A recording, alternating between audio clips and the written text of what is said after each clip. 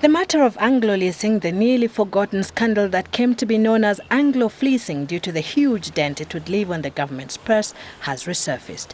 For the past 3 regimes, it has been a constant headache, but the current regime now wants to dispense with it once and for all.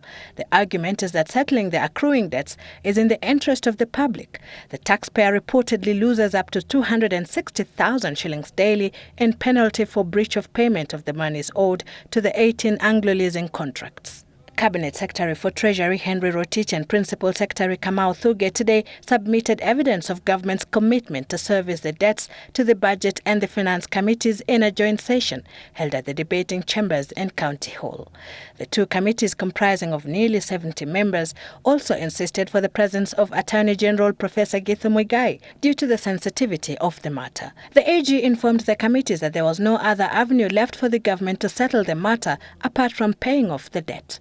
However, out of the 18 Anglo Leasing deals, the government can begin to settle payment for only 2 companies, First Mercantile and Universal Search Space. A source privy to today's meeting said those 2 were the easiest to deal with, apparently because the legal tussle between them and the government of Kenya had been ended through a mediation process. First Mercantile reportedly agreed to forego 50% interest equivalent to 204 million shillings at an exchange rate of 86.8 shillings to a dollar. This reduces the government's 1.6 billion shillings debt to the company by 13%. The government is now expected to pay 1.4 billion shillings to First Mercantile. The motion seeking parliamentary approval for government to settle the breach of payment for Anglo Leasing contracts is expected to be tabled no later than Thursday. It will require a simple majority to approve the payments.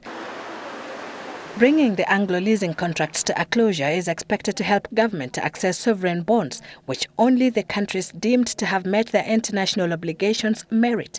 The scandal is alleged to have started when the Kenyan government wanted to replace its passport printing system in the year 1997, but came to light in 2002.